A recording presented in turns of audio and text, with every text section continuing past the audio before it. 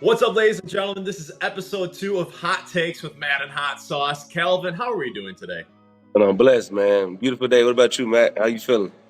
Hey, it's Friday, it's sunny out, and I think I'll probably get this out by Saturday morning, but no complaints here. Life is good, and we're going to dive right into what I would say the biggest topic in the world of boxing is, and that is, it seems reports are saying as of recording this video, probably our luck, they will announce something different right after this video is recorded, but the deals are being finalized right now for Jake Paul to fight Anthony Joshua, and Kalvin has a really unique perspective on this because Kalvin was Jake's former sparring partner, and as I've said many times on the show, he roughed up Jake in sparring, got kicked out of camp. So Kalvin has a really unique insight. He sparred him right before that Tommy Fury fight.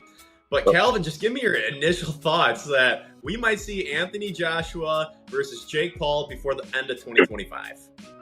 Man, first off, shout out to Jake Paul for even entertaining a fight like this. You know what I mean? Against Anthony Joshua, who is still in his prime, who still is a top contender heavyweight, which is a very real fight, which people kept asking for and kept begging for, and here it is. My question is that once Jake Paul gets stopped, where does he go from here? You know what I mean? Like, is the Jake train derailed, or do they scavenge something up and go a different direction? Do they go to MMA now? Like what's next for him after this? You know what I mean? People said that after he would lose, he lost initially to Tommy Fury, and if anything, I would say the Jake train just kept on rolling. If he just gets absolutely demolished by Joshua, there's still interesting fights for him to do. Not against guys who are 6'6", 250, but I think there would be some interesting exhibitions. His name value is still going to be there, and he can work his way back up. But yeah, I don't. This fight makes me nervous for Jake's health and safety and longevity. For me, it is not worth whatever amount of money he's going to make in this fight. It's probably not going to be worth it because, and this is going to be a morbid question here, Kalvin, and I don't want to put anything out there too dark, but what do you think what is a greater chance that Jake, let's just say, gets seriously hurt? Let's just leave it at that. But what do you think I think you know what I'm saying here. What do you think the odds are that Jake is badly hurt? I'm not just talking knocked out and he recovers, moves on. I'm talking life-altering damage. What do you think has a greater chance? Jake suffers life-altering damage in this fight, or Jake beats Anthony Joshua? What's the greater chance in this fight? If I'm being honest, I think there's a greater chance that Jake beats Anthony Joshua just in that what you presented, and I'm gonna tell you why. Because if you get hit with one good shot and it's lights out, fight's over with, the damage is done. You're out. You know what I mean? But the problems come from you getting hit with a sledgehammer over and over and over. You don't stop. You don't quit. The corner doesn't stop it. Sometimes fighters can be too tough for their own good. I don't see Jake's corner risking that much because he's not a guy who's going to make a Hall of Fame career off of this. You know what I mean? So he gets into trouble and he starts dancing and starts wobbling. I think people are like, all right, that's enough. We've seen enough. Just say the brain cells. So I don't think he'll get to the point to where he gets life altered from his health standpoint. But I think it's definitely going to be. Look what Joshua did to Ngannou, who was a bigger guy, a stronger guy, more powerful guy than Jake Paul. And he made Ngannou why are you in the ring with me right now? What are we doing right now? You know what I mean? And so I can only imagine Jake Paul's preparation for this fight, man. Gosh. Is there any benefit for Jake's manager was trying to make this argument that Tank is the perfect appetizer for Anthony Joshua before this went down. He was trying to say that he's got to be fast for the little guy, and then I don't even know how he spun it, but he did spin it to say it'll be good preparation for Anthony Joshua. It doesn't make a lot of sense to me, but is there any way that Jake being a little bit lighter, probably improving his speed a little bit for Gervonta Davis, do you think there's any way that training benefits him leading up to this Joshua fight? Because now it's about a month away. It'll be about a month away, according to reports, December 19th. Is there any benefit to how Jake was training for a little guy that can help him in this fight? I don't see how. We were asking the question, and my brain started rolling. I was like, how can you Yeah, spin it? And I think it's just all talk. You know what I mean? I think it's yeah, it's just mental talk. gymnastics. Yeah, exactly. Because I was thinking like, well, maybe you're working speed, but no, when you're working, well, okay, so that's one thing I can say. They was working on probably foot speed to work on closing the distance with Tank to maybe be more agile and more explosive. I can see that playing a positive Anthony Joshua if he's going to play the in and out game, like using his footwork to be quicker and then not sit there and trade with AJ.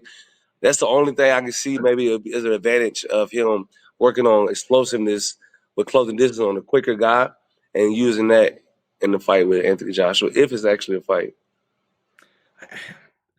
What's Jake's strategy? What's your strategy going into a fight with a guy who's 6'6", 250, way bigger, way longer arms, way more skilled than him? Like, what can Jake possibly do? Like, what would be his hypothetical game plan? You're gonna have to first off be fearless. You know what I mean? You can't be fucked up about how big Anthony Joshua is or how long he is or how strong he is. You got to be super confident in your game plan, which, in my opinion, his game plan should be getting a little bit closer and tighter and keep your shots within your range. But to do that, you got to go through fire. You know what I mean? You had to go through, you got to take some licks till you get close enough to do damage and stuff. I don't know if Jake Paul wants to start out there early on the fight, or maybe use his legs to wear Anthony Joshua down a bit and then catch him. We do know Anthony Joshua, if you touch him just right, he will dance for you. You know what I mean? He will dance for you. Yeah. By Klitschko, he been stopped by Dubois. Dubois. Dubois. Yeah, He yeah. messed him So up bad. you do know he'll dance for you. You know what I mean? But do Jake has enough confidence and power to make him dance? Only time will tell. He couldn't make Julio Cesar Chavez Jr. dance, and he landed some big Fuck, shots on Chavez. yeah, I Like, do forgot about Chavez, that. yeah. And honestly, I thought Jake looked that. Some people were kind of downplaying Jake's performance. I thought that was by far his best performance. I thought he showed a lot of improvements, especially rounds 1 through 4 or 1 through 5. Then he started to gas out a little bit, so he's got to work on that gas tank. And some guys, I feel like it's just a genetic thing. Like some guys either have it or don't because he works his ass off. There's no denying that Jake works really hard. And Yeah, yeah, he started. He was a different fighter in the second half of the fight than he was in the first, but he looked fast and he landed some clean shots on Chavez, and it did not knock him down once. Chavez does have a nice chin, but he is like, what, he fight 168 pounds and now he fights like 200. yeah, Like he's a if big, he couldn't do that to Chavez and he couldn't knock, I mean, Nate Diaz is known for having a granite chin and for being a zombie in there, but he still was a guy close to 40 who has a lot of wear and tear on him, and Jake just knocked him down once, couldn't get him out of there. So in the yeah, recent years, he did knock out Mike Perry, but Mike Perry was just taking unbelievable damage. Joshua does his chin isn't great. His chin isn't great because we've seen him get wobbled, but I just don't think Jake can wobble him. I mean, if yeah, he could yeah. have wobbled Chavez Jr., why is he going to be able to wobble Anthony Joshua? That is, and to make that comment too about the conditioning thing too. A lot of times you can be in peak condition and top condition as how you expend your energy. Let's say we have a race car, right, and we have a tank full of gas. If you go through that gas going super fast early, you still gonna gas out. So it's all about how you put that bitch in cruise control so you can make it through the fight. You know what I'm saying? You gotta pick your spots in fights when to turn it up and when to kind of coast and stuff. And so I think that's what they're trying to figure out with his team still. He's still learning.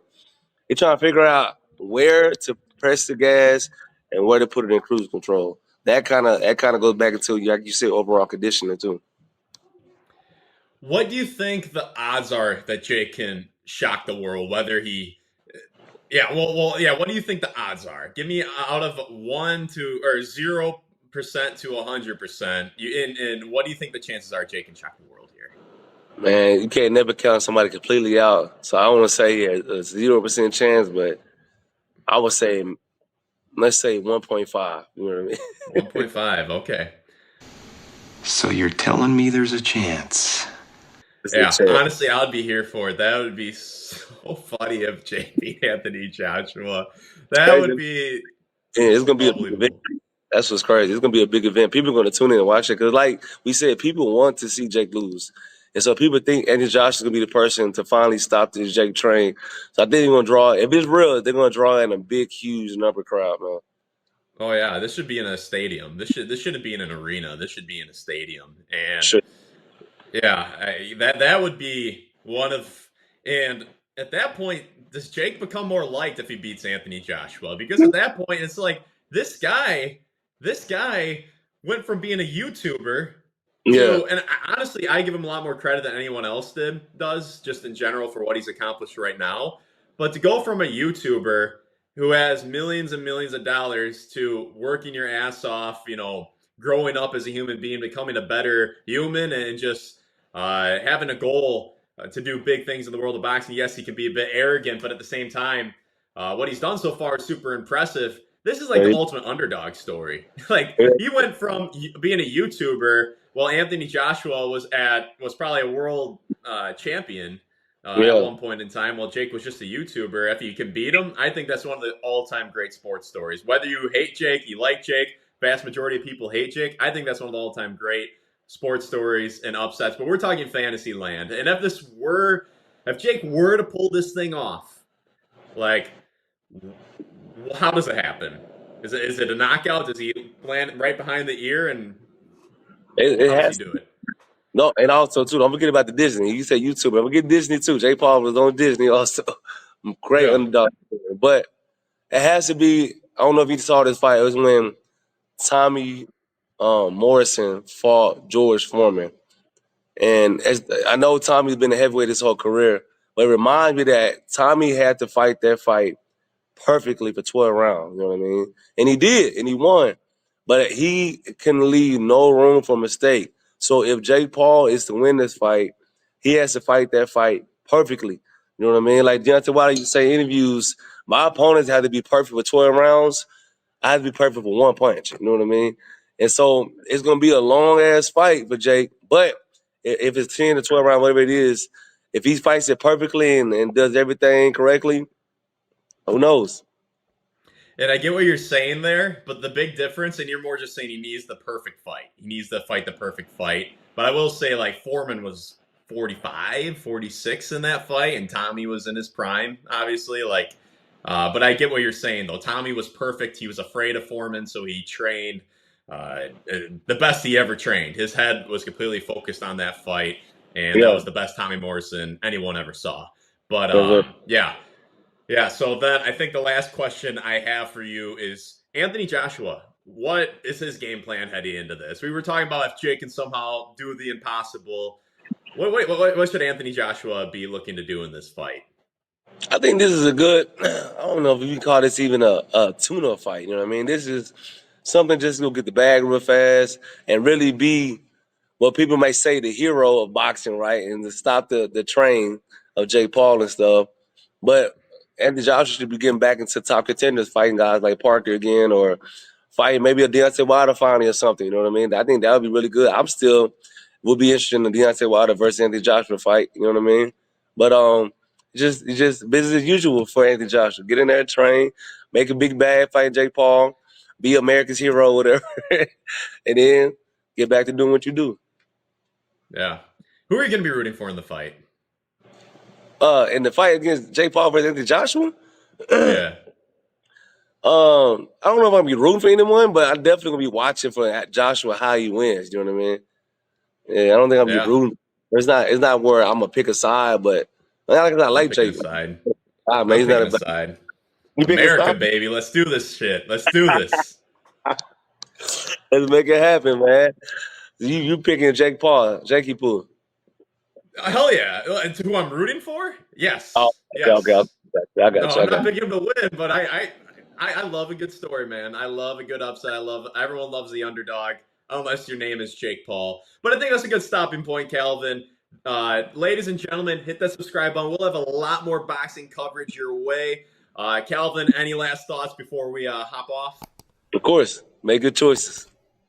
Let's go. All right, hit that subscribe button. We will see you soon.